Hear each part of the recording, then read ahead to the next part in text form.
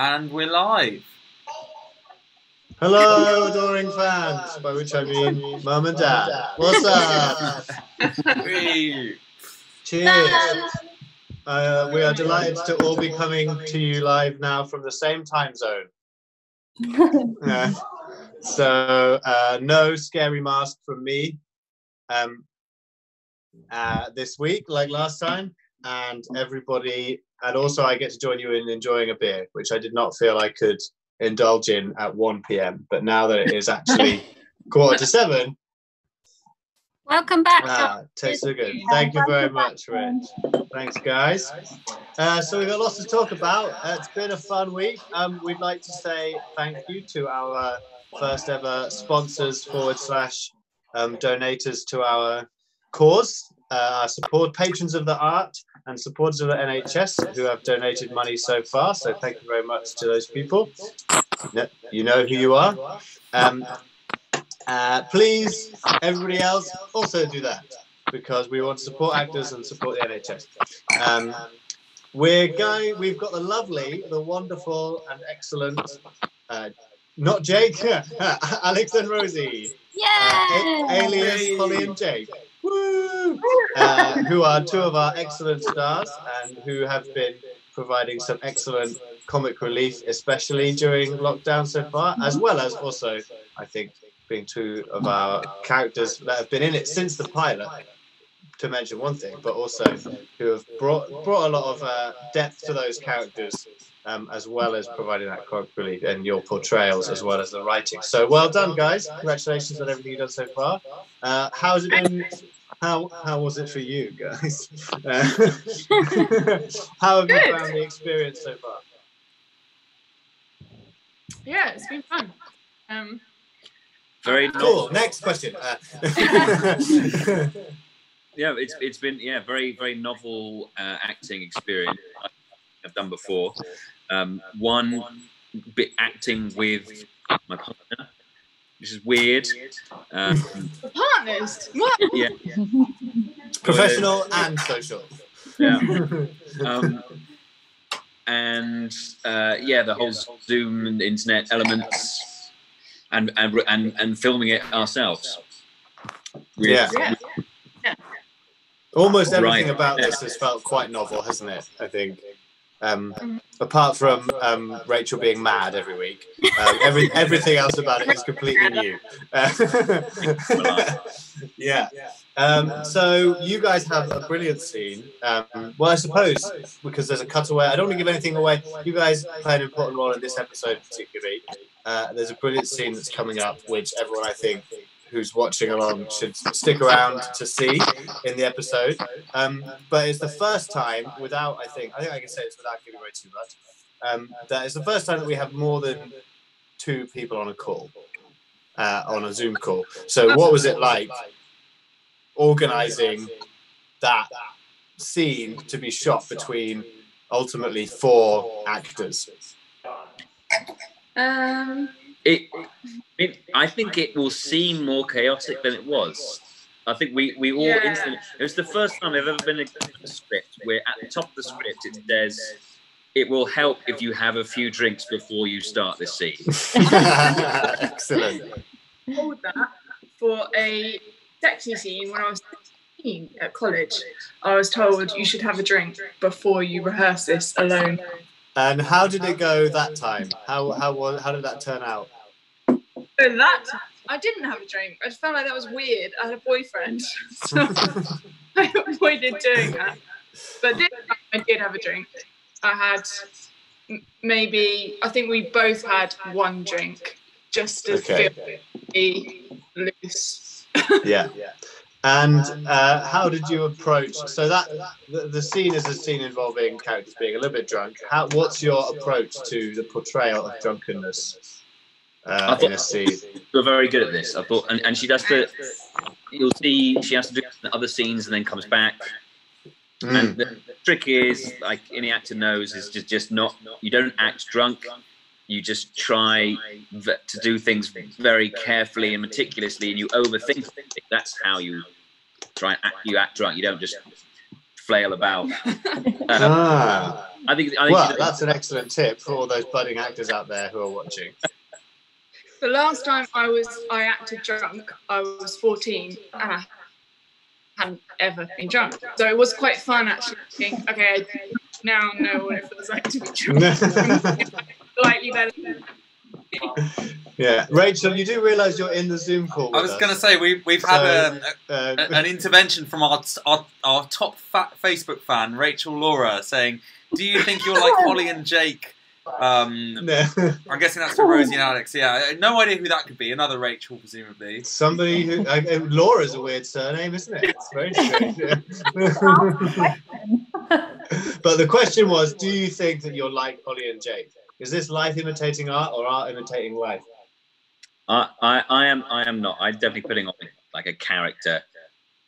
Some of my like voice and some of my mannerisms are just me, accentuated with a little bit of trying to channel Fleabag.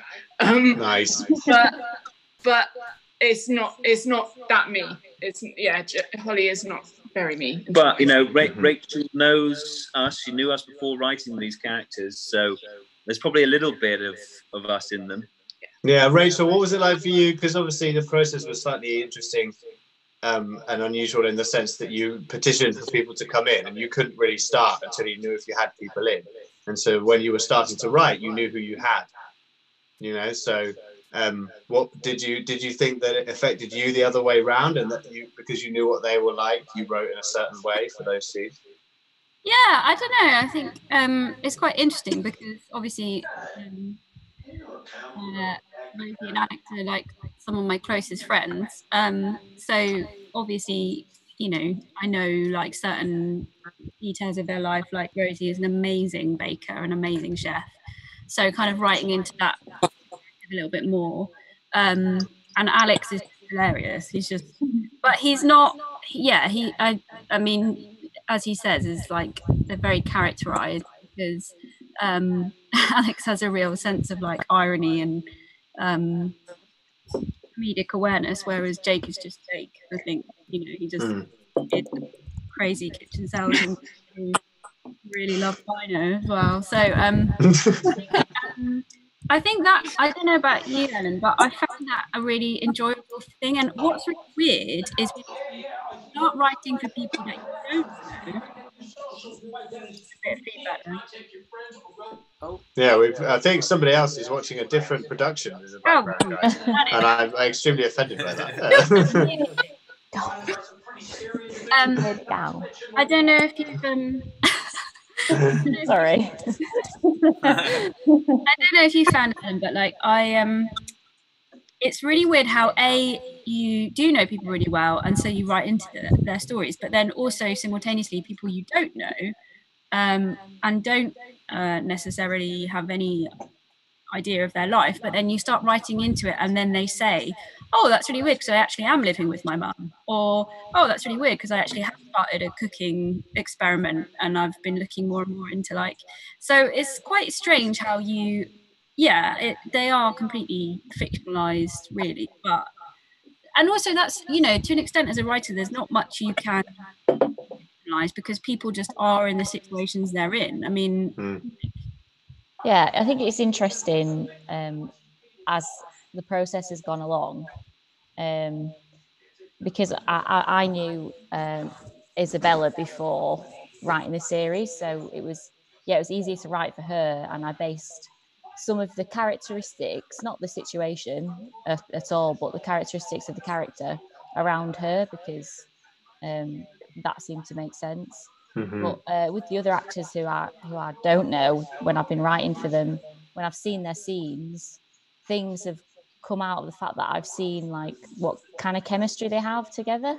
Yeah, writers will often talk a bit about the idea that their character takes over, as it were, but you've got a real sense of a live feedback feed from yours coming in, which presumably affects your writing somehow. Yeah, definitely. I think it's a really effective way to write in like it's kind of collaborative, because you're taking inspiration from the actors and what they put into the character. Yeah, lovely. We've had a question here from Carol Ann. Not Duffy, unfortunately, but an equally good Caroline, I'm sure. Love watching the scenes with you and Alex, with you, Alex and Rosie. I think that is. How much rehearsing did you have to do before filming? For fear of it getting too stale, and then we just kind of run it, and then we've sometimes put a little bit of improvisation in there without Rachel getting it up. Yeah, it's all right. I edit it all out anyway, so you know. Stuart Lee talks about that a bit in his book on stand-up, where he says that he writes his shows and he learns them, but then while he's out on the tour, he sort of attempts to deliberately forget bits so that he can keep it a bit fresh. And there are small moments where he allows for that bit of improvisation to keep it fresh. So that sounds like a somewhat similar kind of level of familiarity. Yeah. Does that come across enough? Absolutely, yeah. I would say you're definitely like a ginger Stuart Lee. If Stuart Lee and Ed Sheeran had a baby. So something else that's been interesting. Hello, we're going to say a quick hello to Trish. Trish Etheridge, hello. Great to have you with us, Trish. Thanks for coming along. You've been an excellent supporter of the project. We really appreciate that. So maybe come in and bringing Nick /Rachel in, I think. We've brought more music in recent episodes. We had a fortunate little bit of nepotism in getting hold of If the World Was Ending for episode 3, and we've got some more different music coming in episode 4. How has the interaction with music affected the writing and editing process? Well, Nick, you go ahead. Eh? I mean, it's been interesting the evolution of this since the pilot, because you know, when you're close to a project and you just, you know, you get attached to it, and then you think, okay, well, our audience must be attached to these characters as well, because why wouldn't they be? But when we started putting music in with the scenes, it just started doing so much of the work of telling the story and making you feel something for these characters. So I feel like we're just building on that week by week. And I love the sequence we had with Tomas Sochas's music, if I'm saying that correctly, in the Easter episode last week, where we had the character Laia running around in nature with this wonderful orchestral piece, and also having the JP sax tune If the World Was Ending. So this week we have another composer on board, the very esteemed Greg Harradine, who is, interestingly enough, the point of connection between me and Rachel, and the reason that we are working together on this now. And Greg writes these wonderful piano pieces, and we're kind of going through the back catalogue of his YouTube repertoire, looking for something that would fit. And we found this piece, which really kind of fit with the theme of this episode. You know, being lonely as clouds. There's a lot of well, I don't want to give too much away, but when you see it, like the music, I feel like the music fits really well with what we're trying to convey here. And so all credit to Greg for writing such wonderful music and also letting us use it for free, which is nice. Yeah. But yeah, I'm curious, Rachel, as well, like, because I know sometimes you're writing a scene and be like I remember once you sent me a scene that had, and let's get some Beyonce in here, and I was a bit like, we might have some difficulty getting the rights to Beyonce, but you know, we can try that. But it's clear to me that you have music in mind when you're writing these scenes, and I'm just wondering, how that kind of works, like which comes first almost. Yeah, I think music is massive for me. I don't know if you find that as well, Ellen, but I like even yesterday, because I was running late with some scenes, mainly because, just to go back on what you were saying before about writing into people that you know, what I found really exciting on the I really like episode 4 is that my characters have started to do exactly that, which is to say, F you, I'm not going that way, I want to do this. And they start telling you, like, this is who I'm friends with, this is who I know, this is what I feel, this is what I don't feel, and narratives that you sort of imagined would go one way don't. And so that's really happened for me in episode 4, which I've loved, and that's why I really enjoy this episode. But the other reason that I think it's exciting in terms of the musical approach is that it's quite weird. I feel often that Nick intuits a lot of what I feel, and he's a musician himself. You should check out his new song. But I think for me, yesterday I was trying to get back into writing episode 5 after a few days, and I just had to sit and have a large glass of wine and just listen to the song, which my brother. With a large glass of wine, an extremely important element of the creative process. Yeah, you bet. And I think it's quite amazing, really, the ways that music can guide you in a character's narrative as well. And I think the way that Nick's used music at points for certain, like some of his own music, which is really beautiful to move the narrative forward or change stories, has then really influenced what I've written subsequently. So I don't know if you find that, Ellen, whether you use music or... Well, I'm sorry, Ellen, I might just jump in. It's 1901. Are we about to go live with the episode? Because as much as I would love to hear from Ellen on that. Well, I think we could hear from Ellen and then okay, and then great. Get the episode going. Yeah. Oh, puts pressure on what I say to be good. But, yeah. No, I think at first I didn't really think about like the rights process and the editing process, and I often use music in scenes, just like I guess to set the tone. And so I found it quite hard. I kind of tried not to use music as much. But then obviously as the weeks gone by, you guys have sourced music, which has been really effective. And I think it really elevates the sort of emotion of the scenes and the narrative. So I think it's been a great addition. If anyone's seen the teaser with Caleb's Cuisine, I think that's possibly one of my favourite uses of music in this series so far. Really, but we shall see it all unfold before our very eyes. Are we going to have the pleasure of your company afterwards, Alex and Rosie, at about 7:30? We could try. We've got to eat at some point, but yes. Great. It's okay if you're chewing on the call, you know. Brilliant. All right. Should we go live then? Yeah, we'll hand it over to you. All right, drum roll, please. Here we go. 10, 9, 8, 7, 6, 5, 4, 3, 2, 1, 0. My hair is such a mess. I'm gonna have to take these braids out. And I don't know what I'm gonna... I do. Somewhere. Yeah, I do. Maybe I will have that pamper time.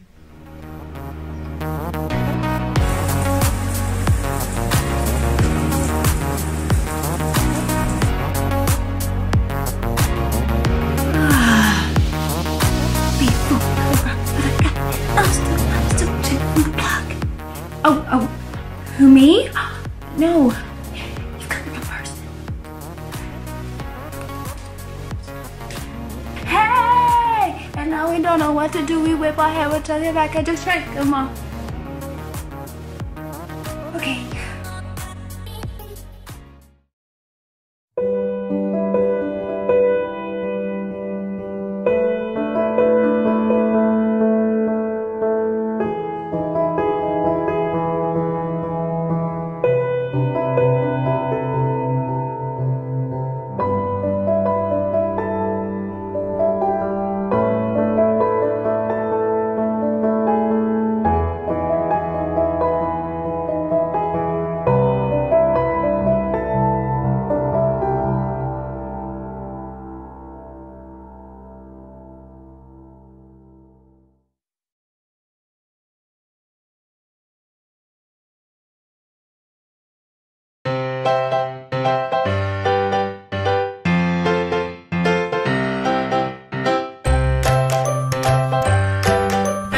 Cool cats and kittens? Oh no, don't worry, only me, your friendly neighbourhood cook, Mazza Berry, coming at you in lockdown to make it that little bit tastier. Today, I have a dish inspired by William Wordsworth, 250 years since his death, by the way. Caleb! Now, I suppose I should begrudgingly introduce my assistant, Paul Hollywood. Ah, here we go. I'm Paul Hollywood. Oh, that's not his accent now, is it? Oh. Alright, fine, I won't do the accent. Please start again. Hi, I'm Paul. And I'm your friendly neighbourhood go-to gal, Mary Berry. Mary, you forgot to introduce our co-host, Bonzo. Oh yes, silly me, everybody. This is Bonzo. Delighted that you have chosen to join us during this lockdown special, and I suppose that we will... Maggie? Mum? So, as I was saying, we have decided from now on for all you quarantine queens and lockdown kings to offer you some light relief. I can offer you some relief, Mary. That's disgusting, Paul. Stop gurning, you pervert. So today we're making cauliflower cheese a la Wordsworth. Caleb, not another reference. It's just too much, right? Shut! Now, what makes this recipe so delicious is really its simplicity. It's a staple on any Sunday lunch tables. What are the ingredients, Paul, you reptilian scum? Thanks, Mary. Right, so, what we've got is 200 grams of flour, 100 millilitres of milk, 1 cauliflower, a little bit of butter, and 100 grams of... Where's the cheese, Maggie? Oh! I gave it to Bonzo. Can't exactly make cauliflower cheese without the cheese, now can we? Yeah, I mean, that would just be cauliflower. Oh, this has been a disaster from start to finish. Okay, I'm going to give you the rules one more time. All right, please listen.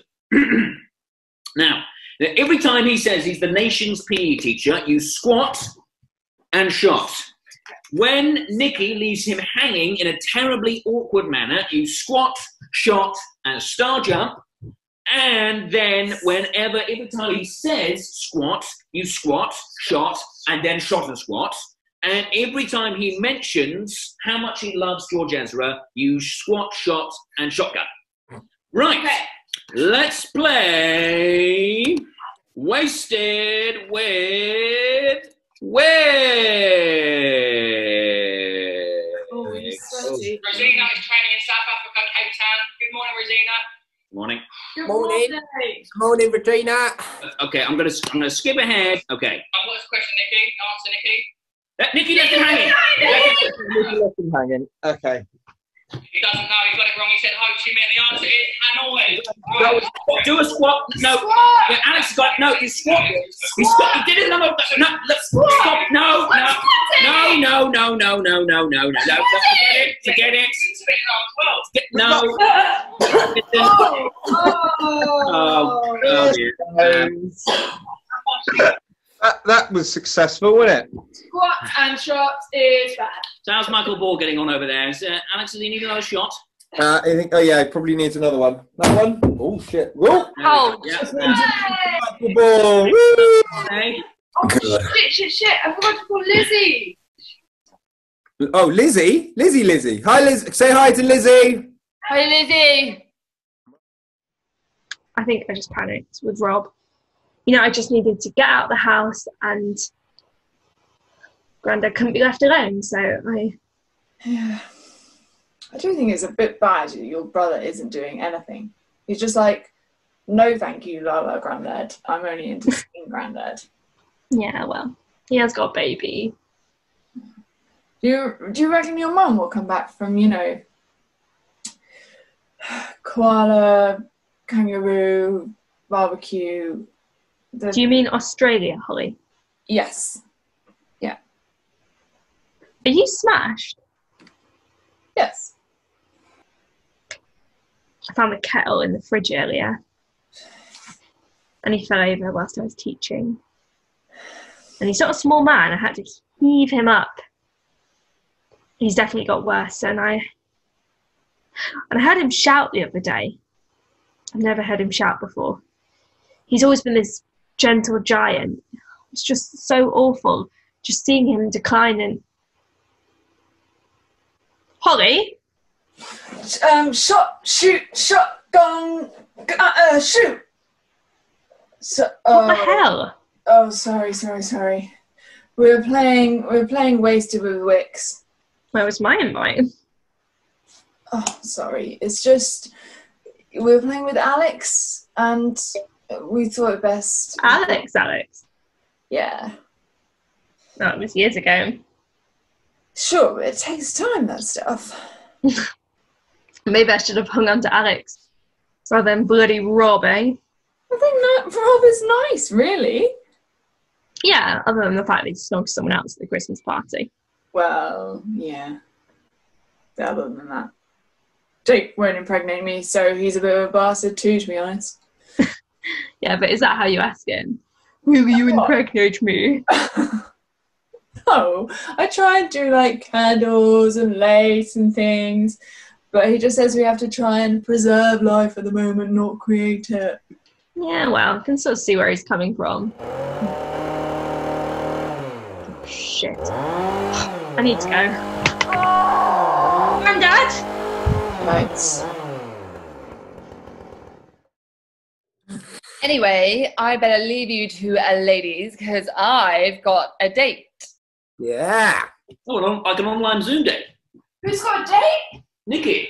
Is this the guy in Mexico? Yeah. Why are you dating someone in Mexico? Right, it doesn't really matter where they are at the moment. You can date anyone anywhere. Have you told them about your other dating escapades? No. I don't want to be reminded of them. I am going to tell them. There was a guy, he was obsessed with magic. Yeah. Okay, goodbye, everybody. Oh, no, Nikki. No. And then there was another one who was singing her the entire back catalogue of Tenacious D over a Zoom call. Oh, that's not good. Right. How's Elizabeth? Yeah, she had to go. Her granddad found a headstrummer. He's got dementia. Why isn't she staying with Rob? He kissed someone at the Christmas party. Oh, shit. Found out she moved in with a granddad with dementia. Wow. Right. Anyway, so Captain, how is it all in the world of Dr. Simone Lloyd? You need to tell her. I don't. It's the apocalypse. You have to tell them you love them. It's the rule. I love you. I love you too. Oh. Seriously, guys. Sorry. Yeah, actually, I'm not sorry. I'm not. You could be doing this with Simone if you weren't such a wet blanket. Yeah, you need to be the opposite of that. Yeah, what's the opposite of a wet blanket? I dread to think. Fiery rug? Dry roof? Stop being a wet blanket and get your fiery rug out. I just don't think she feels the same way. You don't know that. She's been spending a lot of time talking to Isaac. So just go for it, man. But be the dry roof to her damp shed. No, I don't want to talk about it. Let's play Trolleyed with Trump. Oh, really? Yes. Okay, yeah. Right. So, Trolleyed with Trump. Okay, so... Yeah, so it's just me and my brother. Ah, that sounds nice. I don't have any siblings. I wish I did. Yeah. Are you close with your family? Yeah, I'm close with my mum. She's a counsellor. She's always trying to read my mind. Oh, God, you should give her my number. I'm sure she would see you if you wanted. Oh, no, that would be really weird. Yeah, it would. Oh, are you okay? You yeah, sorry. It's not... I'm just a bit tired, I think.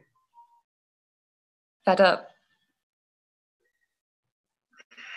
It's a bit much, this lockdown, isn't it? Yeah. I mean, I'm lucky because I have work and it does keep me sane. But, I mean, I can't imagine what it would be like to go through completely alone. It's not great. Well, I mean, maybe you could just get a flight back to the UK and just come back for now.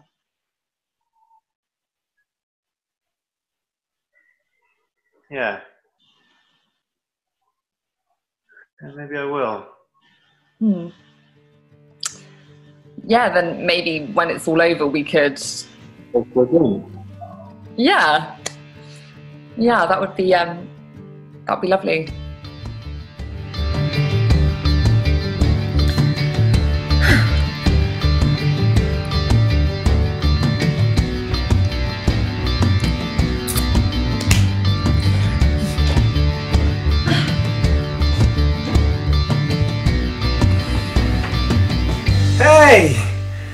It's just thinking about you. Wow. You look. I'm feeling better. That's good. That's great. That's relief. Thanks for the flowers. That's nothing. I'm just glad you're feeling better. It's been a while. Yeah. Sorry. I just was having a really rough time, and You don't need to apologise. It's really good to see you. It's great to see you too.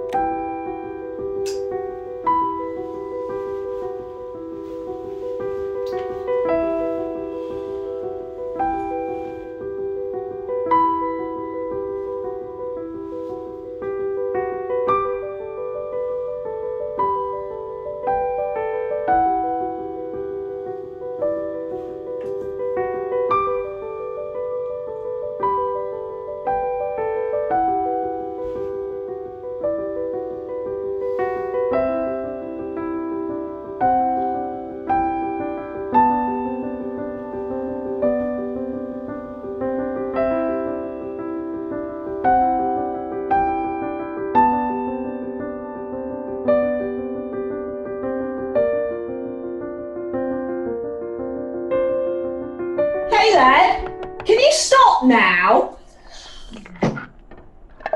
No, I can still hear you cracking. What's he doing? He wants to become an influencer so he can hang out with Tom Jones. Oh, right. Anyway, are you still doing all your chatting online stuff? Because to be quite honest, those boys, they're doing me bloody head in.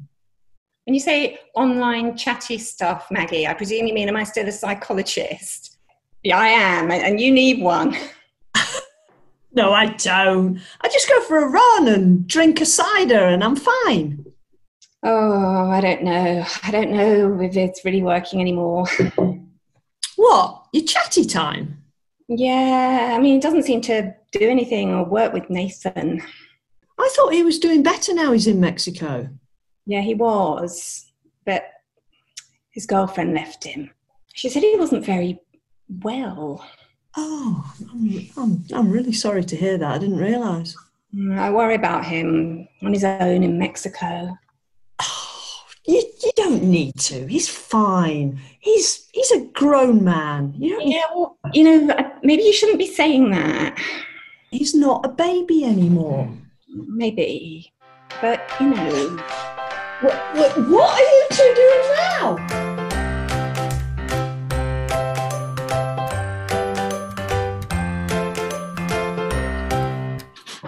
Finally, I thought you said you were getting a cup of tea, not hiking halfway across Norwich.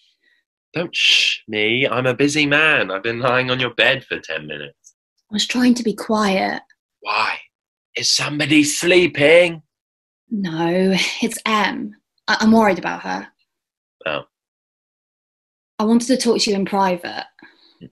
Right, well, I mean, I think she's fine, Sal. She was just a bit disappointed. That's it. She's still not talking to us. She's talking to you, isn't she? Well, I mean, yeah, we talk. Brilliant. Why am I the one in the bad books? We both changed our minds. She's probably just more disappointed she won't be living with you because you're her best friend. What does mean? I think we both know who Emily has more affection for. Who? Is this a competition? Like you didn't know. Oh, well, it's obvious to everyone apart from you. Shut up, Sal. What? This is wrong. What's wrong? It's just weird. You're putting me in the middle. I'm putting you in the middle. Yes. No, you both are. Like what? Just give her some space, Sal. She'll come around. And Leave me out of it, please. I can't leave you out of something you're already in. Wi-Fi's down. What's up? Do you want to play cards or something? Don't look so pleased about it. Oh, just come on.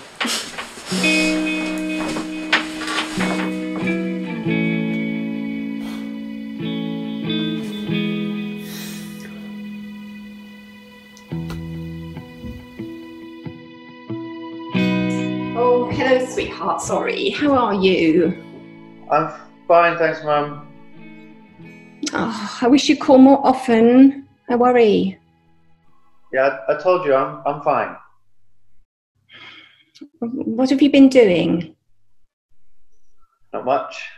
Playing a bit of guitar and exercising, you know. How's David? Oh, he's fine. He's been doing lots of gardening, and I've been doing lots of my online counselling. Yeah, I can imagine. Everyone is freaking out. Yeah. Look, I was wondering, darling, are you okay?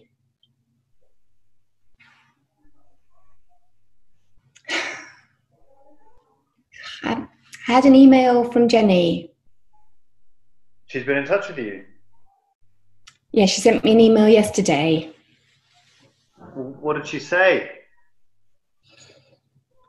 She said, you've been very low. Look, I understand you don't want to talk about it. You know, and you don't have to.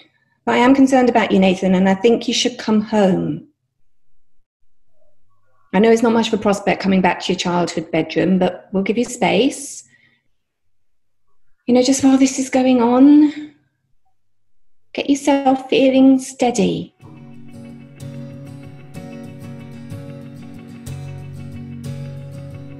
Yeah. Maybe I will. Laia. Amigo, ¿por qué estás tan cerca de la pantalla? Laia, tengo muy malas noticias. ¿Qué? Más no, por favor. ¿Estás bien? Fui a ver a Samuel, porque no podía aguantar de estar sin verle. Solo es eso. Pero Miguel, que creía que te había pasado algo. ¿Cómo que solo es eso, Laia? Me ha estado mintiendo. No estaba allí. Pues quizá tuvo que salir. No estoy paranoico, Laia. La casa estaba vacía. Estaba todo desolado. Allí no vive nadie. Ni Samuel, ni su madre. Mi cesta con los regalos estaba aún en la puerta. ¿Qué? ¿Pero has intentado llamarle? Porque a lo mejor se ha tenido que ir al hospital. No me coge el teléfono, Laia. ¿Crees que debo llamar a la policía? Amigo, ¿estás sangrando? Sí. ¿Pero por qué estás sangrando? Porque tuve que romper una ventana para entrar en su casa, Laia. Estaba muy preocupado, pero allí no había nadie. No había nadie. Esto no tiene ningún sentido. ¿Y si le ha pasado algo o está desaparecido? ¿Y a su madre también? ¿Ha estado conectado? Conectado. Amigo, serías un acosador espantoso. Mira cuándo fue la última vez que estuvo conectado a WhatsApp.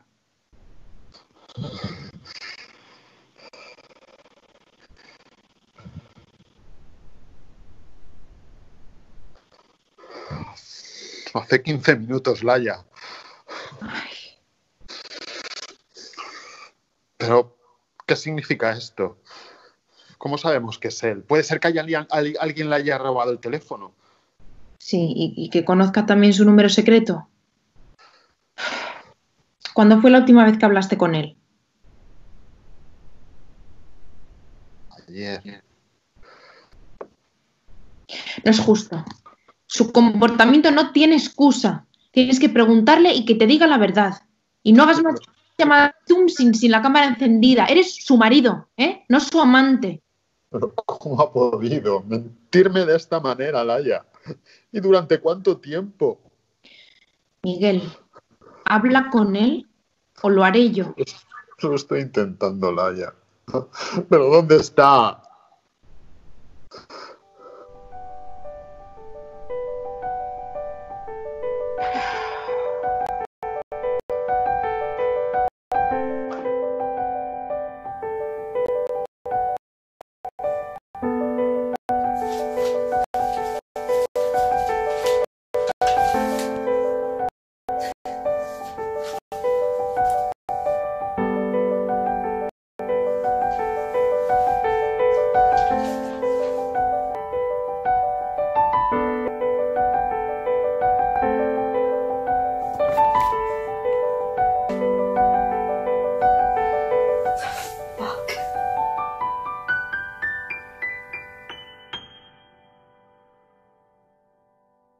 Can I press record now or what?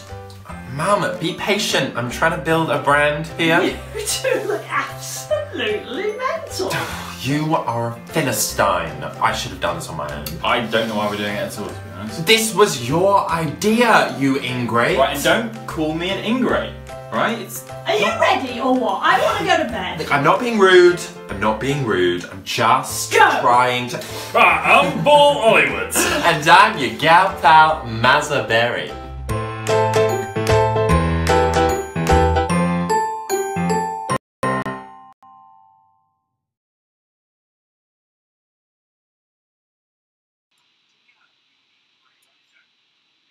Okay. Hello, if you just made it to the end of the episode, just trying to get things going again. And I think we're there. Hey, Rachel. Hello. Okay. Hello. Oh, there's no oh, let me get my video on. That's just a picture of my girlfriend. Just broadcast out there to the airwaves. Hello. I've got a bit of an echo. That might be me. Hang on. Oh, let me get my video on. Oh, have you got the Facebook Live feed? Yeah, you'll need to. Yeah. Yeah. There we Cool. go. So episode 4. Yeah, I really like episode 4. Rosie and Alex are supposed to be joining us, but I think they might be having their dinner, so they might not. Fair. Yeah, I love episode 4. How did you feel about it? Yeah, it was good. It's nice to see the plot threads develop and sort of come together, and I'm really intrigued as to like where it's going to go. I mean, like we're all at your mercy as the writers, you know, like getting quite attached to these characters, and I don't know what you're going to do with them. We've got 2 episodes left, and am I right in thinking you're planning to do an extra long episode for the finale? Yeah, just like an extra 10 minutes or so, so probably about 40 minutes. Yeah, maybe more like 35, 40 minutes. Because yeah, there's a lot of things to tie up, and also it's it's, as we've all talked about along the way, it's a massive learning curve for all of us. So it's like, well, what do you want to tie up? And oh, Rosie's in. That's great. What do you want to leave kind of hello? What do you want to leave sort of ambiguous?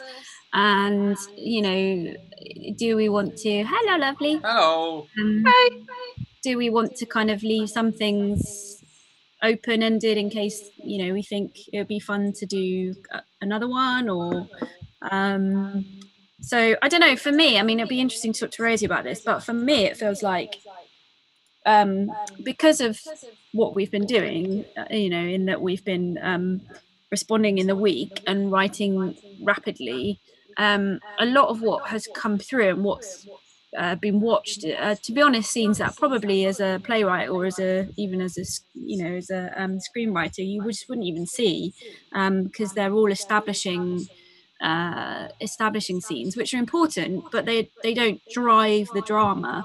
So really, to me, it feels like we're just getting into that sort of meaty stuff where it's like you're starting to see characters really start to come to life and make their own decisions, and they're starting to organically have their own connections with other characters in the show. So I don't know if you felt that as well, Rosie, but there's a part of me that feels like, I don't know if this is normal as a scriptwriter, but that you think halfway through you feel like, oh, I'm just at the beginning. I don't know if you felt the same or. Yeah, I know what you mean. Yeah, it feels like like watching it tonight was really like, oh, really getting into like different storylines now. Like, yeah, I kind of can't believe there's not going to be many episodes left in theory. Yeah. I mean, personally, I'm all in favour of a Christmas special.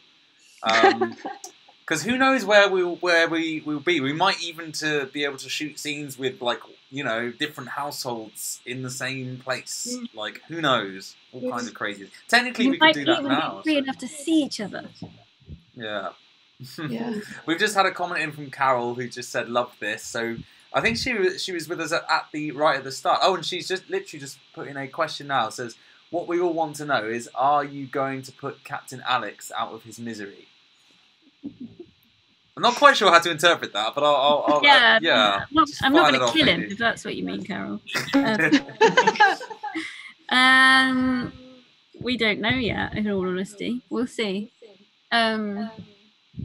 Yeah, that's the thing. As you start, it's such a fascinating process, and I just think, even though I have found, well, it's been a lot of work for all of us involved, but I think this is just the amazing nature of creative work, and why I guess we keep doing it is that you're constantly surprised. So you think that something's going to end up one way, and then it doesn't, or it does, or you know. So yeah, it's all to play for. It's all to play for. So Rosie, I'm curious then. Now that we've seen, you know, the whole scene and it's, you know, everything's out there. What how many takes did you do, and how many shots were genuinely consumed in the filming of your scene? So we were drinking water.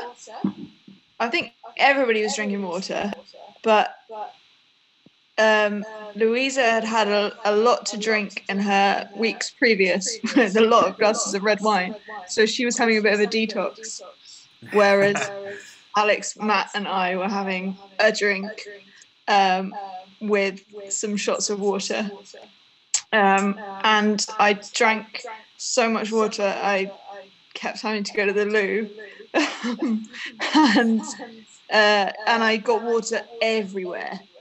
There was a bit that was edited out, but that I had to sort of throw a shot of water over my shoulder, which I didn't quite do, but I kind of threw it on myself instead, and then on the floor, and we did that about 3 times, so there was a lot of water on the floor.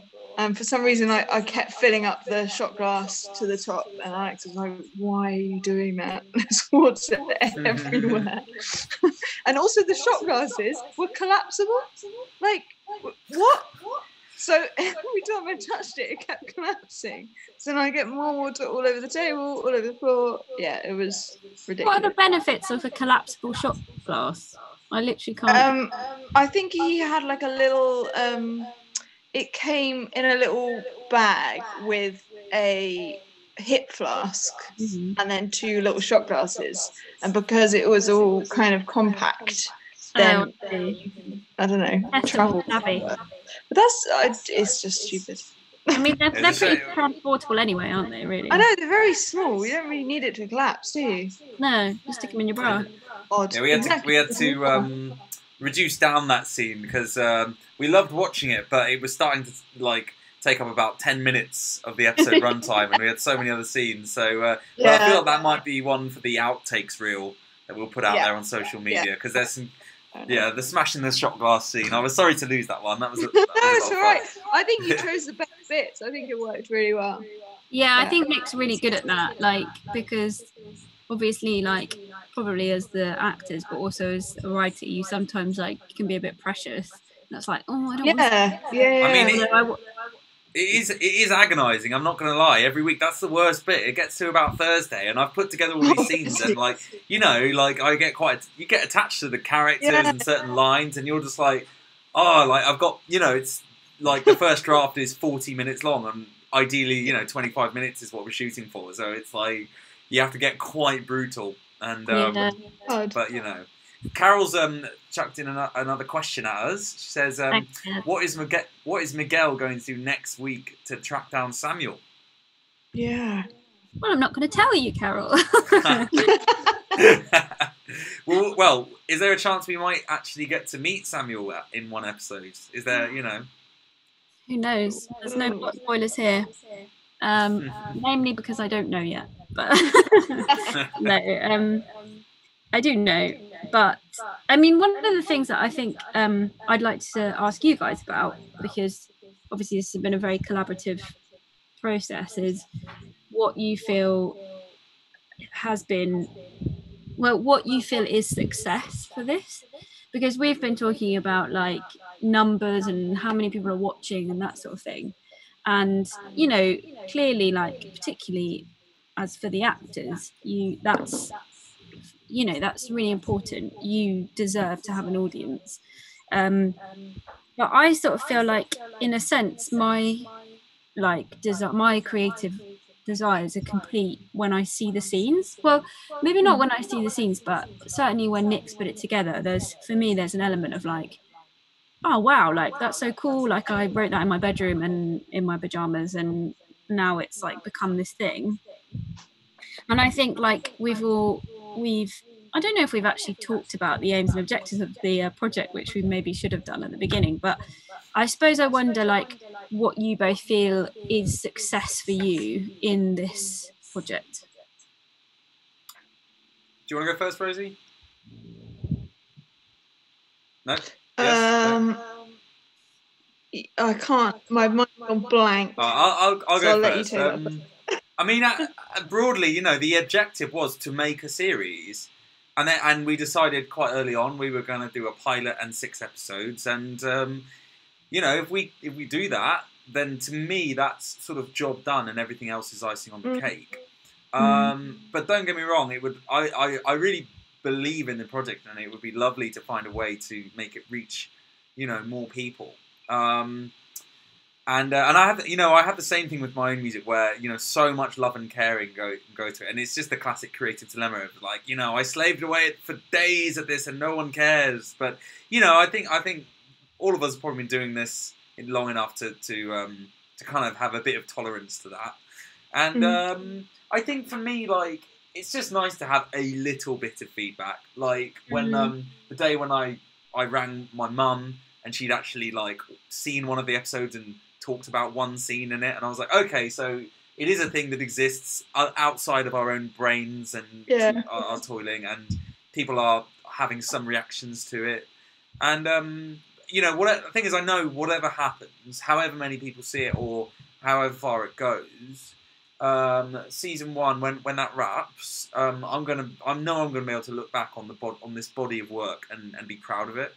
And I think that's kind of all it comes down to, is like you just want to leave, you know, I say leave behind like I'm dying or something, but but you know, you want to just be able to leave behind a body of work you're proud of. And yeah, I think, you know, at the start it was very like touch and go with the pilot was a lot of fun, but it was really like homemade and really like rough around the edges, and you know, none of us had a clue what we were doing.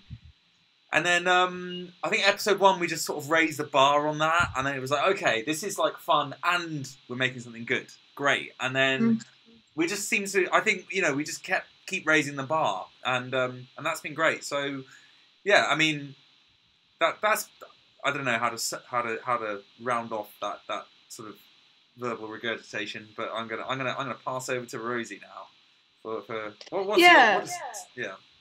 Yeah, I totally get what you mean. Like, it's really nice to get good feedback and stuff, but also there's a sense that I'm doing it for everybody else who's doing it. So I'm doing it to make Rachel think, oh, I wrote that in my pajamas and now it's being filmed. Do you know what I mean? Like, it's that nice collaboration feeling that is about, like doing something together, bringing something to life that you wouldn't usually do. Like, most of us wouldn't usually do this, even if it's slightly related to our main jobs or whatever. It's not something we particularly usually do.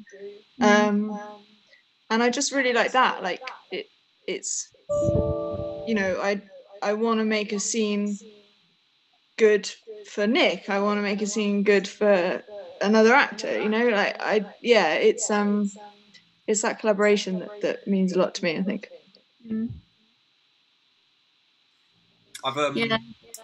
Go on, Rachel.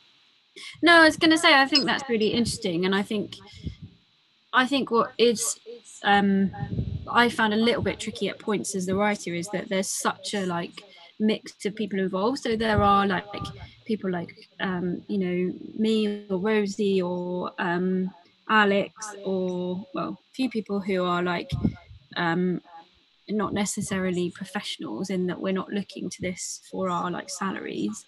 But there are also people involved who are, and who are quite experienced. I mean, like Basker, who is on Emmerdale, and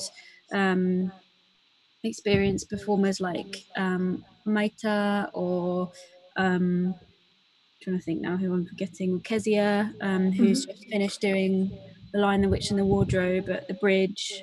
So it's, I think for me, it's been at times when I'm like writing, I'm like, this is difficult because a bit like you guys, I feel like the success is in and of the project, and I feel like it can be a bit dangerous creatively if you start placing the notion of success on anything other than just the completion of it and the proud completion of it. Because if you start thinking, well, how many people are watching, or you know, that does not indicate success. You know, I mean, there's lots of projects and programs which will have millions and millions of viewers, but which I think are, you know, I don't necessarily want to watch or write. But then I do think there's a squeamishness in the creative world about monetization and about professional, what we consider to be professional, which is sometimes quite hard to like. And I think that's why you end up with that kind of age-old, I was saying to Carol, like that age-old image of the jester with in his silly hat with his bells and with a, you know, with a hat for coins, because there's like this sense of like, oh, we shouldn't ask for money, or we, you know, we're dependent on our audience response. And I just don't think I really have a clue on that one yet. It's so difficult, that one. I mean, I'm like, as mentioned earlier, I'm promoting my own music, you know, as a completely separate thing to this project, and this isn't a plug, but I will do one later. But but no, I mean, like that whole thing, I'm sort of really conscious of like, I'm sort of my own publicist and my own marketing manager for my own project, and kind of what that ends up meaning, because this last few months I've been promoting my own music alongside promoting this series, and I feel like 90% of the times my friends and family hear from me, I'm promoting something at them. And that can be an uncomfortable space to be in. It's like, I don't like doing that, and I would love to just like have a promotion machine that I could just, you know, shove my work into, and then it would get 1,000 viewers. But you know, this is a homemade project, and we just have to use the resources at our disposal, which means our social media channels and our friends and family. But I do feel a bit like guilty sometimes about just, you know, throwing promotion at my immediate circle, you know. Yeah. But then, speaking as somebody who listened to your song today and like was on the, you know, receiving end of your self-promotion, is like, I loved listening to it, and it was, you know, lovely for me to be able to sit in the garden and listen to that track for a few times. And I think you know, just be moved by it. And I think, I mean, somebody posted the other day, which is arguably quite a contentious thing to say, that you know, we absolutely and rightly celebrate key workers as you know, as we have done every week. But what would lockdown be as well if we didn't have books and films and series? I'm not putting our efforts on the same scale as the, you know, the sacrifice and incredible like gesture of love that so many NHS workers are demonstrating at the moment. But you know, I do think it's just generally speaking, like an industry that our country is not good at valuing. And you know, I've known so many incredibly talented actors or writers or whatever who you just think, I don't know, this should be valued more somehow. I don't know, but yeah, it's an interesting one, and it's an interesting one in terms of not just the money aside, completely aside from the monetary kind of symbolism. It's just, at what point do you take yourself seriously and professionally? And a director I worked with last year actually said, which I thought was really wise, professionalism is not about money. Like, it's nothing to do with that. Like, you know, whether or not you have funding or sponsors or donors or audience members paying for your tickets, like, you still approach your creativity with the same level of professionalism that you would you know, your 9 to 5. And I found that really helpful, because regardless of what people are or aren't prepared to invest, or in terms of their time or money, like, you still need to come out of it, like you were saying earlier, Nick, with a sense of, I've left that project with a real sense of pride. Just to interject there, we've had Trish is still listening along. She says, another amazing episode, well done everyone, and a double high five there. So we won't leave you hanging. There we go. But yeah, Rosie, I'm curious to know from you, like, where if you were the writer of this project, where do you think you might take Holly and Jake?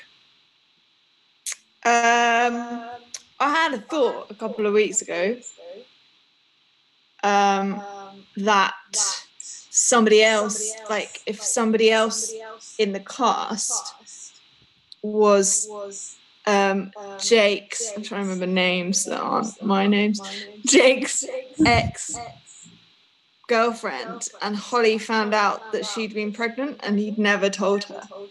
Ooh, that's a good storyline. Yeah. Alex, Rachel will be making notes now.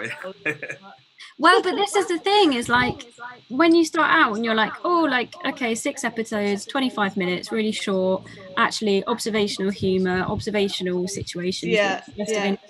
And then you're like, oh yeah, but like, yeah, maybe someone's having an affair, or maybe maybe someone gets murdered, or and then you think that's mental, like that is so dramatic. And then you just read it in the paper and you're like, oh, okay. Yeah. Well, maybe it does happen.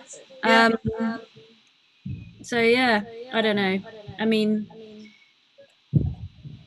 yeah, interesting. So it's a thin line, isn't it? Because I think one of the nice things about this series is, like, even watching the scenes myself, sometimes, you know, you sort of feel like you see yourself in some of the situations and characters, which I think is the measure of any great piece of, you know, dramatic writing, and when there's, you know, truth, some level of universal human truth to it. So I see a lot of writing falls into this trap. You know, usually in their, like, 4th or 5th series, you know, the difficult 3rd album, where they're just like, okay, we need to up the stakes. We need to just do bigger and bolder and more shocking, and just so they have characters, they have murder plot lines or betrayals and subterfuge and all this kind of stuff. And it's so easy to get lost in that, because you're like, well, okay, this doesn't relate to me now. But then you do make a good point of, like, you read the news and this stuff that for some people that is their reality. And again, like, the one thing we haven't touched on so much, well, at all really, with the series is the fact that, you know, there's some quite disturbing stuff happening with, like, domestic abuse cases on the rise, and you know, children at home from school in difficult households. You know, life is really gritty for some people out there, and it's difficult. I mean, as a writer, I can't imagine what it must be like to write about something so heavy and loaded, and something where you wouldn't want to be crass and just, you know, make up something really dramatic for the sake of making it shocking and interesting, without having some personal connection that allows you to empathise with that situation and make the writing real. But yeah, I don't know. But yeah, I think that's, I mean, we decided quite early on, for example, that none of the characters would die from coronavirus, and none of them would have relatives that died from coronavirus, which arguably is weird, because that's exactly what's happening. And, you know, as I mentioned previously, like, my granddad's had coronavirus, and people that I know and love have, and, you know, there's probably a lot of people who are really definitely people who are really grieving at the moment. But I suppose that's just a kind of gut response of, like, what's, as you say, a little bit I don't know, not cheap, but what's the purpose of what you're exploring? And I don't think, you know, because for a while I was like, maybe this should just be a really funny series, because actually there's so much going on at the moment which is really difficult and we just need a laugh basically. But interestingly then you see like the rates of subscription to shows like Contagion or shows which are exploring exactly the situation you're in, and I think it's human to try and make sense of things through another narrative. But there was just something that we felt was just too exploitative really, about, you know, looking into people dying of coronavirus, and even the domestic abuse situation, I think would require such careful handling and research. And it's not, I don't think it's a case of saying we would never do that, but I just think, like, as we're saying now, we're getting into a place where we really love and respect and care for our characters, and that's probably the point where you start saying, well, what's really going on kind of very, very deep down and intimately in their lives. But you kind of, it's like a relationship, isn't it? Like a friendship. You wouldn't ask about those kinds of things until you've known someone quite closely, and then when you do, then it's like, okay, definitely, like, how do I handle this? But yeah, I mean, it's an interesting topic. Well, I think dinner is beckoning probably for all of us. But thanks for everyone who's still with us and stayed till the bitter end. It's been great hashing out and going over some deep analysis of the creative process. And thanks, Rosie, for joining us as well. No worries, Rosie. And just a final plug, not just for Nick's music, which you absolutely should listen to, and he can give you the details for that. But also, we are offering. We do have a PayPal link, which is not, we're not interested in making money from this project, but we're giving 50% of whatever's donated to the NHS, and then 50% to the actors involved if they want it, you know, if they need it. And so if you have been watching and you've enjoyed what we've been doing, or you think, you know, you're happy to stick in a $5 or whatever, then we will split that equally between those respective bodies. So yeah. Awesome. Well, we'll sign off then, and good evening and stay safe, everyone. Yeah. Bye. Bye.